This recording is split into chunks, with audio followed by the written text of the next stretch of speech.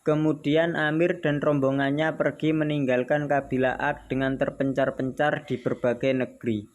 Keluarga Jafna bin Amr bin Amir menetap di Sam. Al-Aus dan Khazraj menetap di Yasrib, Madinah. Huza'a menetap di Marrah. As menetap di As-Sara. Sementara As-Aman menetap di Oman. Setelah itu Allah mengirimkan banjir bandang ke bendungan itu dan menghancurkannya. Dalam hal ini Allah yang Maha Tinggi telah mengabarkan pada nabinya dalam Al-Quran.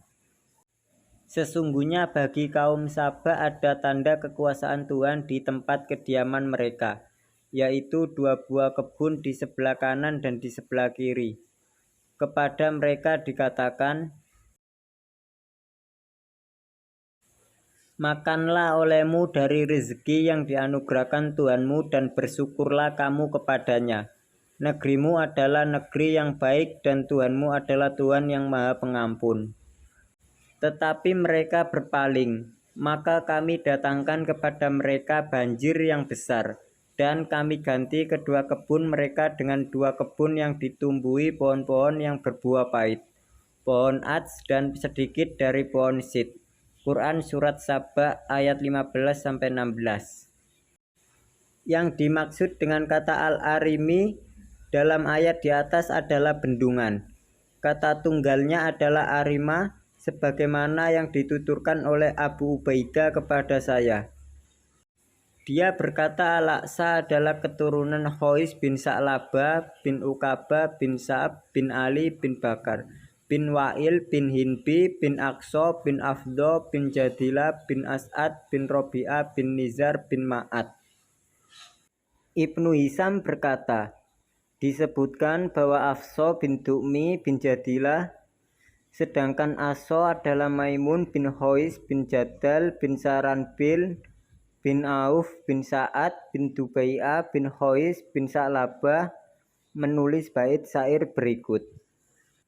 Pada yang demikian ada teladan bagi yang mau meneladani banjir bandang telah menghancurkan Ma'rib yang dibangun orang-orang Himyar, agar koko saat banjir datang menerjang yang menyiangi tanaman dan anggur-anggurnya.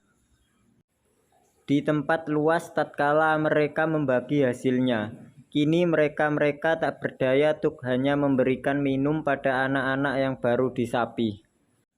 Ini adalah bait syair yang pernah dia tuliskan. Sementara itu Umayyah bin Abisal al-Sakhafi, nama sahif adalah Khais bin Munabbih bin Bakar bin Huwazin bin Mansur bin Ikrimah bin Hafsa bin Khois bin Ailan bin Mudor bin Nizar bin Ma'ad bin Adnan. Dia menuliskan, dari Sabak orang-orang tinggal di Ma'rib, mereka membangun bendungan untuk melawan banjir yang ganas. Ini adalah syair Umayyah bin Sal.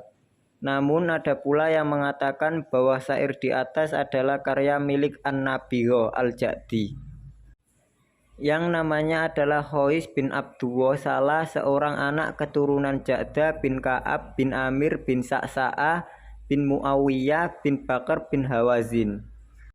Masalah ini adalah masalah yang panjang yang saya cukupkan sampai di sini saja untuk mempersingkat bahasan sesuai dengan alasan yang saya pernah kemukakan.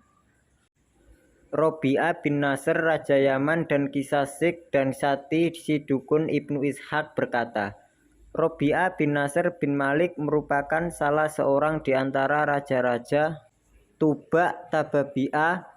Suatu saat dia bermimpi sesuatu yang sangat menakutkan dan mengganggu pikirannya. Maka segera dia memanggil semua dukun, tukang sihir, peramal nasib, ahli nujum yang ada di wilayah kerajaannya untuk datang ke istananya. Setelah mereka berkumpul, maka dia pun berkata, aku bermimpi satu hal yang sangat menakutkan dan membuatku gundah. Maka beritahukanlah padaku apa takwil mimpi itu. Mereka berkata, kisahkanlah kepada kami, maka kami akan memberitahukan padamu takwilnya. Maka Robi'ah berkata, jika aku beritahukan pada kalian, maka aku tidak akan puas dengan takwil kalian. Karena sesungguhnya ada yang tahu takwilnya kecuali orang yang tahu tentang takwil itu sebelum aku beritahukan mimpi itu padanya. Maka salah seorang di antara mereka berkata, "Jika raja menginginkan hal itu, maka hendaklah raja mengutus seseorang untuk memanggil Sati dan Sik. Karena sesungguhnya tidak seorang pun yang lebih mumpuni ilmunya daripada keduanya. Keduanya akan memberitahukan padamu tentang apa yang engkau tanyakan." Adapun nama Sati adalah Rabi' bin Robi'ah bin Mas'ud bin Mazin bin Dib bin Adi bin Mazin Hosan. Sementara Sik adalah anak dari Sab bin Yaskuri bin Rum bin Afrahah bin Khosr bin Akbara bin Anmar bin Nizar. Amar adalah bapak dari Bajila dan Khazam. Maka dia pun mengutus utusannya untuk menghadap padanya. Sati datang lebih awal daripada Sik. Maka Robi'ah berkata padanya, "Sesungguhnya aku bermimpi sesuatu yang sangat mengguncang jiwaku dan menggunakan pikiranku. Maka beritahukanlah padaku, karena sesungguhnya jika benar, maka takwilnya juga akan benar." Sati berkata, "Aku akan lakukan. Kau bermimpi melihat api yang muncul dari laut nan gulita, lalu singgah di tanah datar dan memakan semua yang ada di sana." Raja berkata, "Apa yang kau katakan tidak ada yang salah sedikit pun, wahai Sati. Lalu bagaimana takwilnya?" Sati berkata, "Aku bersumpah dengan ular di antara dua tanah datar. Orang-orang Habasa akan menginjak kakinya di tanah kalian. Mereka akan menguasai antara Abian hingga Jurasi." Maka sang raja berkata, "Demi ayahmu, wahai Sati, sesungguhnya hal ini adalah sesuatu yang sangat kami benci dan sangat menyakitkan. Apakah itu akan terjadi di zamanku atau masa setelahku?" Sati menjawab, "Tidak, dia akan terjadi setelah masa kekuasaanmu, lebih dari 60 atau 70 tahun berlalu."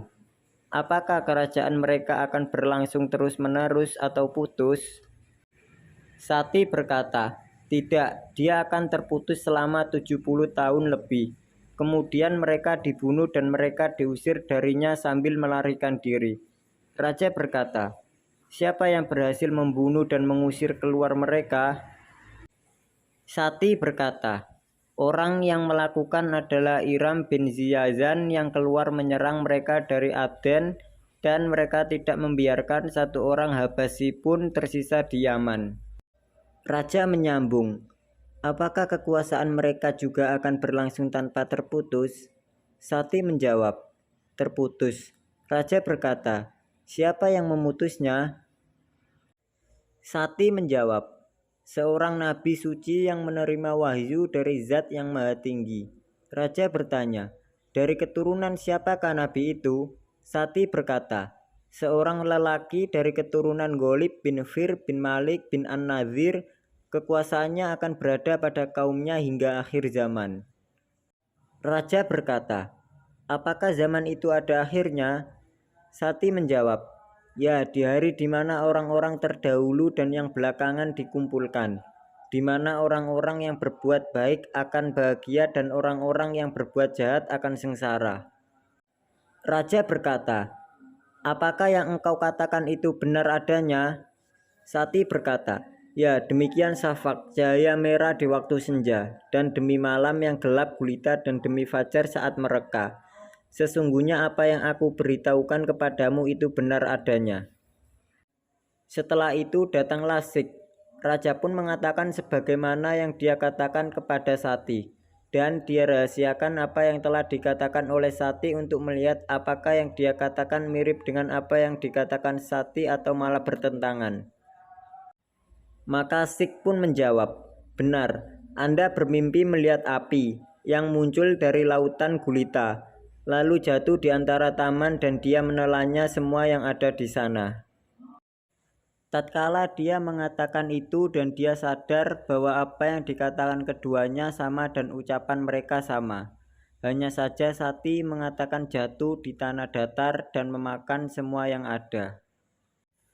Dan Sik mengatakan jatuh di taman dan memakan semua yang ada. Maka raja itu berkata padanya, "Kau sama sekali tidak salah, wahai Sik." Lalu apa tafsirnya menurutmu? Sikh berkata, aku bersama dengan manusia yang ada di antara dua tanah datar. Orang-orang hitam akan menginjakkan kaki mereka di tanah kalian, dan mereka akan melepaskan anak-anak dari perhatian kalian. Mereka akan berkuasa dari Abyan hingga Najran.